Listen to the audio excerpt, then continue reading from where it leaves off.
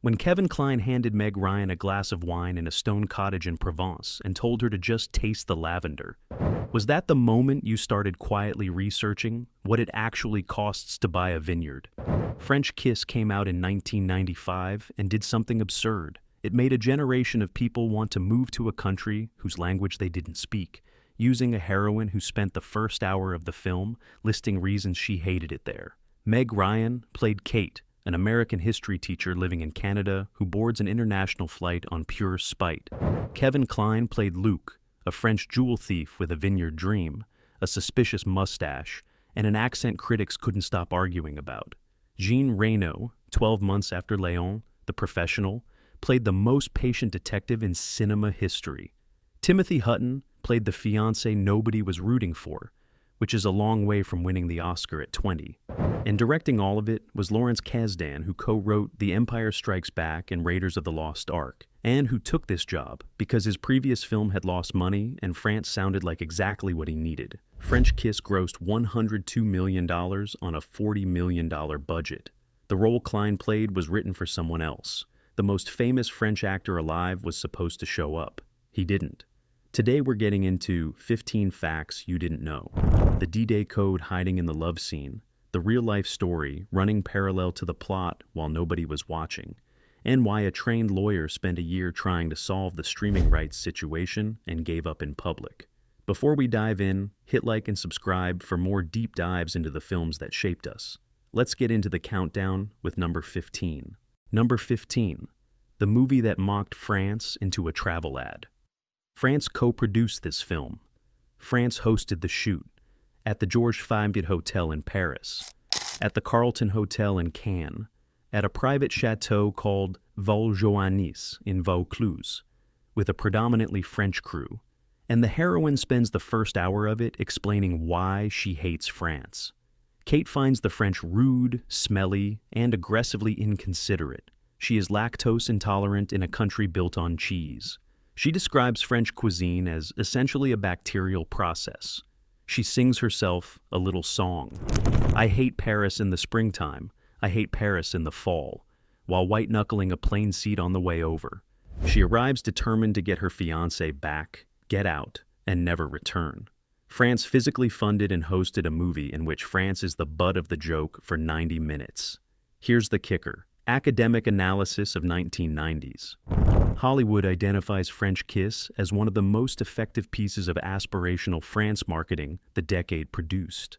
A generation of Americans who had never been to Paris decided they needed to go because of a film whose heroine spent most of her screen time being disgusted by the place. France got mocked for 90 minutes and came out ahead, which is honestly exactly the kind of move France would make. Number 14. Billy Crystal accidentally gave French Kiss its best title. Billy Crystal didn't like the title. That's where this starts. French Kiss spent most of its production life as Paris Match, a play on the famous French magazine, and a phrase that doubled as a sports metaphor for two people scoring points off each other across two countries. Then Crystal, finishing his own Paris-set romantic comedy, Forget Paris, for a release 2 weeks after, went to the MPAA and challenged it. Too close to his own film, he argued. He won. 2 Paris rom-coms, 2 weeks apart, one name dispute. Crystal forced the change. Now, let's check the scoreboard. Forget Paris grossed $34 million. French Kiss, with its hurriedly chosen replacement title, grossed $102 million. The film Billy Crystal tried to kneecap made 3 times what his film made. And the title thrown together under pressure turned out to be the more memorable one by a significant margin. There's a version of 1995 where 2 movies called Paris Match and Forget Paris opened in the same month and cannibalized each other, and both disappeared into the mid-90s without a trace. Instead, one of them got forced into a better name and earned 9 figures. Billy Crystal did not intend to help French Kiss, but his objection may have been the best thing that ever happened to it. Number 13. Lawrence Kasdan's vacation movie became his biggest hit. Lawrence Kasdan is not a man who needed the work. By 1994, he had co-written The Empire Strikes Back, Raiders of the Lost Ark, and Return of the Jedi. He'd written and directed Body Heat, The Big Chill, and Silverado.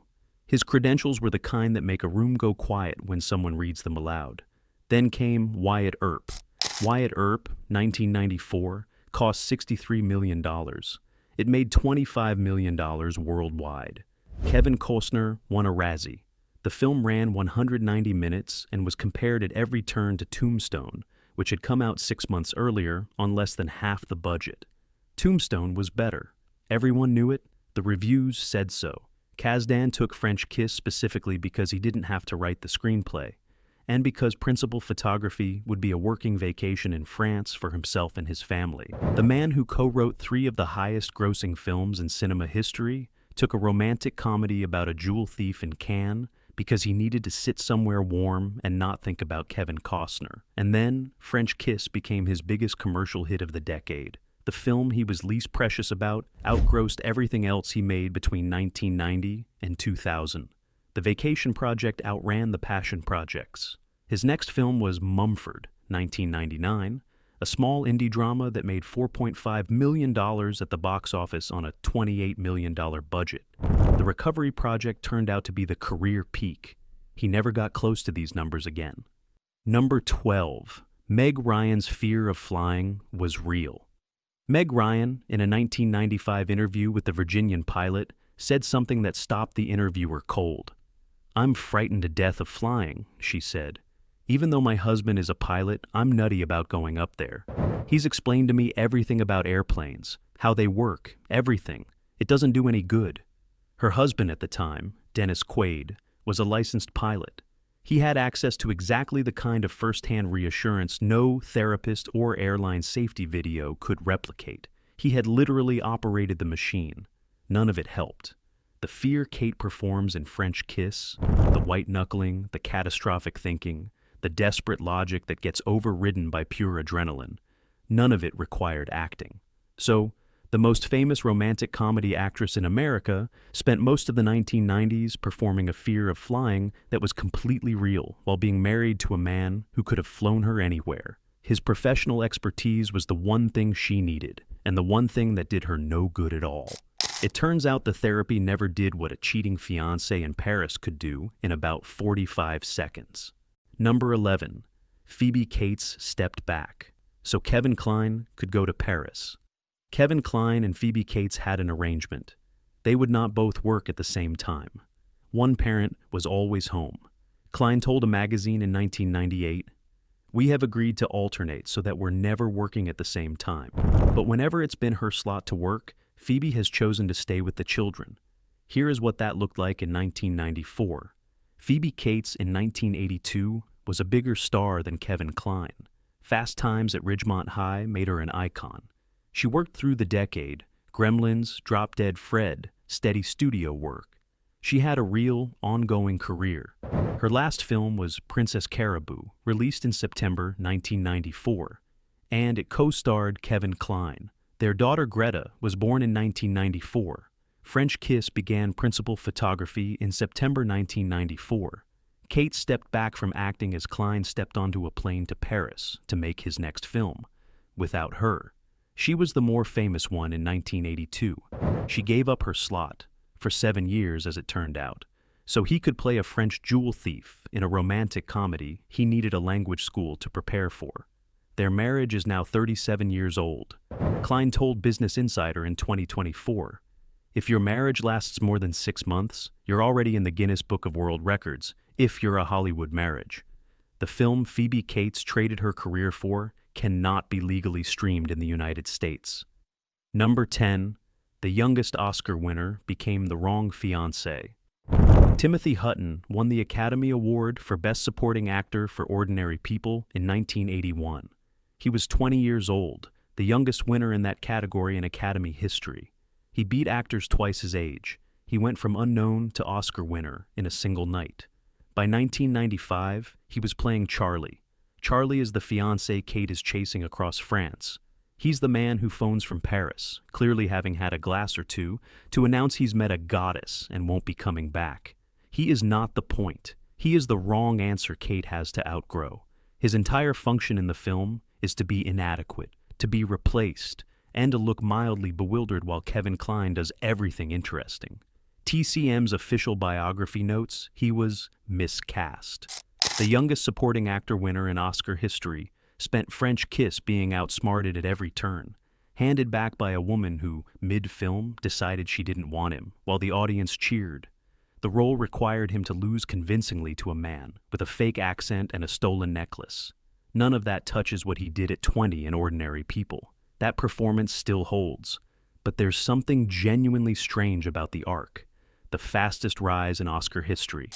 And then, 14 years later, playing the narrative obstacle in a Meg Ryan film.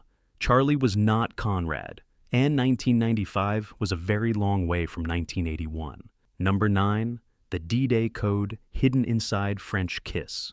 On June 1st, 1944, the BBC broadcast the first 3 lines of a Paul Verlaine poem over Radio Londres, Les sanglots longs des violons de l'automne, as a coded signal to French resistance networks. It meant the Allied invasion was coming within 2 weeks. 4 days later, on June 5th, the second set of lines went out.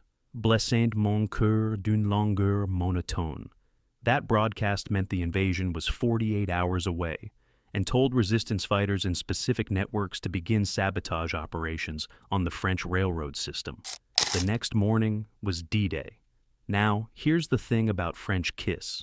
When Kate and Luke first connect in their hotel room in Cannes, the scene where the film tips from antagonism into something warmer, the song playing softly in the background is called Verlaine. Its lyrics are those exact lines, the ones from the poem, the ones the resistance listened for. Whether Kasdan placed them there deliberately, the words that once launched liberation underscore the moment of a different kind of surrender, or whether someone in the music department just thought it sounded romantic, nobody has confirmed on record. The words that told the French resistance to begin destroying railway lines in 1944 were playing in the background of a 1995 romantic comedy at the exact moment 2 people started falling in love. You've probably seen that scene a dozen times and never noticed. That's the thing about good placement. You feel it without knowing why. Number 8. The hitman who became a soft-hearted inspector. In November 1994, Léon. The Professional opened in American theaters. Jean Reno played Léon, a professional cleaner, as the film calls him, who lived on milk and houseplants and was the most controlled, deliberate, and unsettling presence in every room he entered. The film made Reno internationally known overnight. He received a César nomination for Best Actor. Hollywood called immediately. French Kiss was the call he took. His character, Inspector Jean-Paul Cardon, a genial, slightly exasperated French detective who has spent years chasing Luke and can't bring himself to actually arrest him. Cardon knows Luke is a criminal. He gives him rides home from the airport and searches his bag while making small talk. When Luke does him a favor late in the film, Cardon simply nods and moves on. He wants management, not justice. He's too fond of the man to put him away. The most precisely disciplined character in 1994 cinema became the most casually lenient cop in 1995 cinema. Same actor. 12 months apart. French Kiss sent Reno directly to Mission Impossible, 1996, where Tom Cruise handed him a career as a Hollywood action star. That's the trajectory. Léon, then the gentle cop in a Meg Ryan movie, then Tom Cruise, then 30 years of international stardom. Reno made it look easy in both directions. Number 7. The song that belonged to 2 countries. Over the closing credits of French Kiss, Kate asks Luke to sing that Bobby Darin song. He corrects her immediately. It is not a Bobby Darin song. It is La Mer by Charles Trenet. Then he sings it, in French, over the credits, with full orchestration.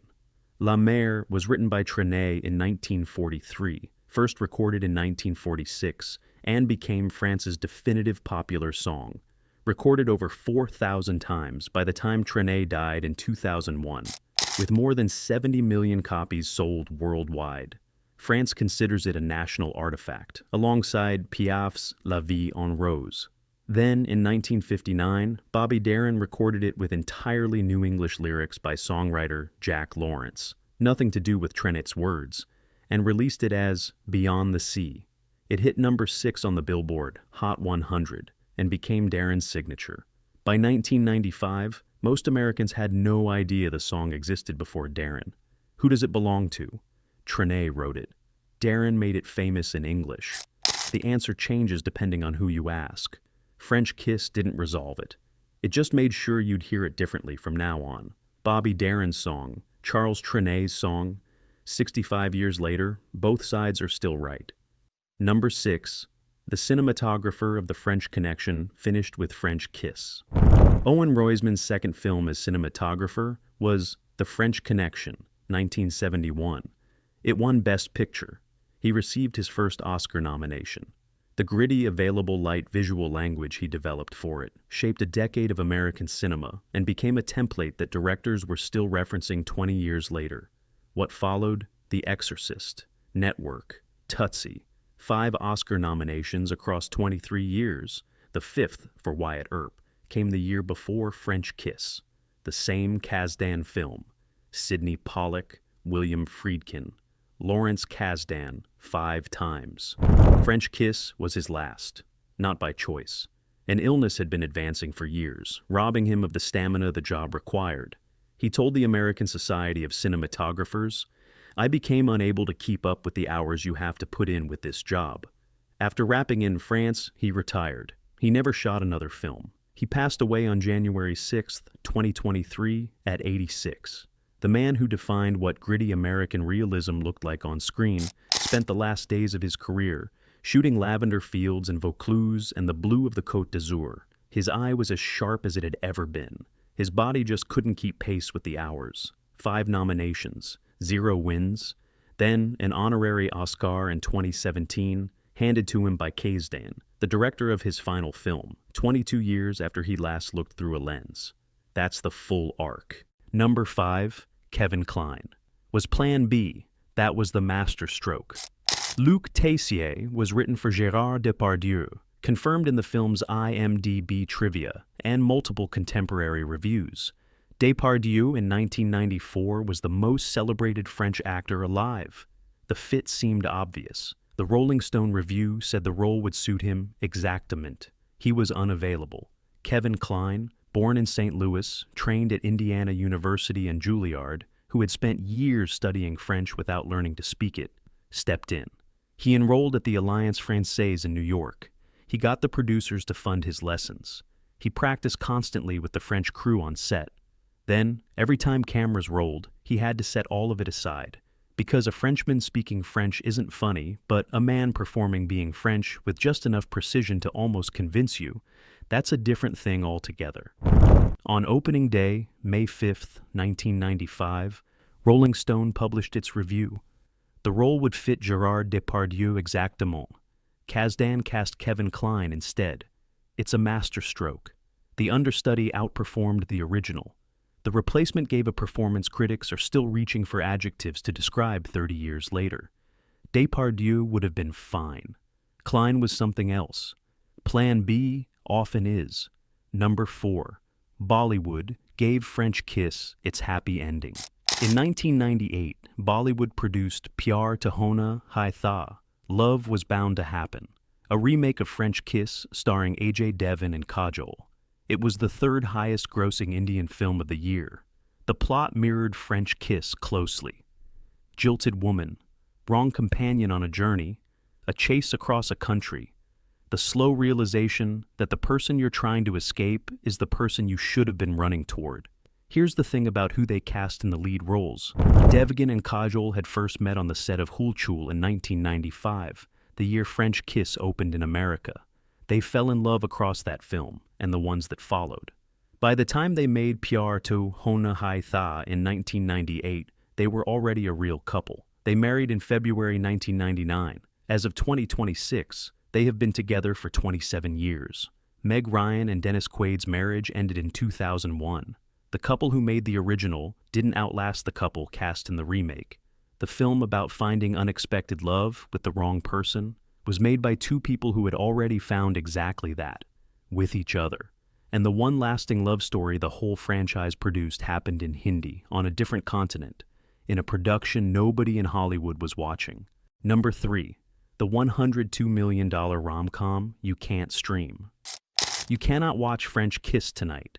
Not on Netflix, Hulu, Disney Plus, Prime Video, or Apple TV Plus. You cannot rent it digitally. You cannot buy it digitally. In the United States, if you want to see this film, you need a DVD, a Blu-ray, or an unexpired library card and a lot of patience. This is a $40 million film that made $102 million worldwide. Produced by its lead actress, directed by Lawrence Kasdan, 2 Oscar winners in the cast, released by 20th Century Fox, distributed internationally by Polygram Filmed Entertainment. It cannot be found. The reason is a rights tangle nobody has publicly solved. Disney acquired Fox's catalog. Universal absorbed Polygram's holdings. Both are major streaming powers. Neither has untangled the licensing well enough to release the film on any platform. In 2021, Dwyer Murphy, a former intellectual property attorney who runs the literary crime site Crime Reads, published an essay titled, "It's Day 362 of My Lockdown and French Kiss Still Isn't Available for Streaming." He brought his professional training to the problem. He traced the Fox chain, the Polygram chain, the corporate acquisition history. He mapped it all out methodically. His conclusion? I have no idea what's going on with this thing. He gave up and published the surrender. 2 of the world's largest entertainment companies apparently cannot find the paperwork. Somewhere, a DVD player is still the only way in. Number 2.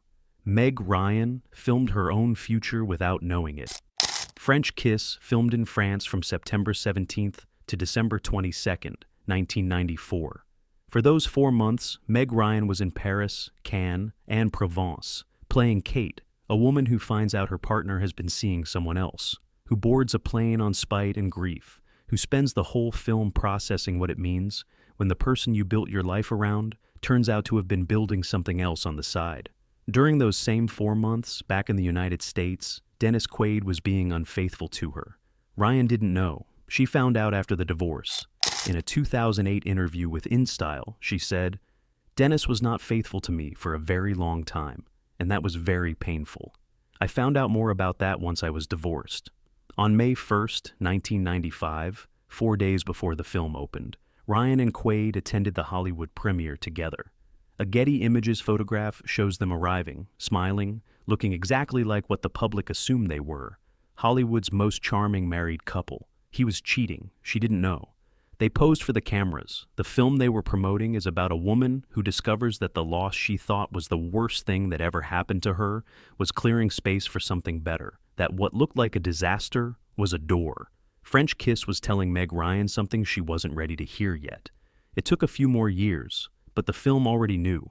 Number 1, everything went sideways and made French Kiss better. Think about what this film required to exist. It needed a director desperate enough to take a job he wasn't precious about. It needed a French actor to be unavailable so an American from St. Louis could go to language school and give the performance of his comedic career. It needed a competitor to object to a working title and accidentally hand the film a better one. It needed a cinematographer making his last job count without knowing it was his last. It needed Meg Ryan producing a story about betrayal while living one she hadn't discovered yet. Remove any single piece and the film changes shape. Depardieu shows up, and there's no Alliance Française, no performing French instead of speaking. Precision. Just a real Frenchman being French, which is considerably less interesting to watch. Kasdan takes a project he cares about, and the lightness that makes French Kiss work disappears under the weight of intention. Crystal drops his objection, and a movie called Paris Match opens in May 1995. Does fine, and nobody names it in conversation 30 years later. What you watched was the version assembled from everything going sideways at once, and here's what that version became. The film people track down on disc, because the streaming platforms can't sort out the paperwork. The one that sent a generation to Provence in their imagination before they'd ever been. The one whose remake produced a 27-year marriage on a different continent. The one people defend in comment sections 30 years on. Not the version anyone designed, the one that happened instead. That's French Kiss. That's always been French Kiss. And that's 15 facts about French Kiss. A film that can't be streamed was almost called Something Else, and was made by a woman living its own plot without knowing it yet. The one that stays with people, Meg Ryan spent 4 months in France playing a woman whose partner was cheating on her, while her actual partner was cheating on her. She posed at the Hollywood premiere with him. 4 days before the film opened, the photo exists. The film already knew. She didn't yet. Which fact hit you hardest? The Quaid parallel? The D-Day code in the love scene? The fact that Billy Crystal's title complaint may have accidentally saved the movie?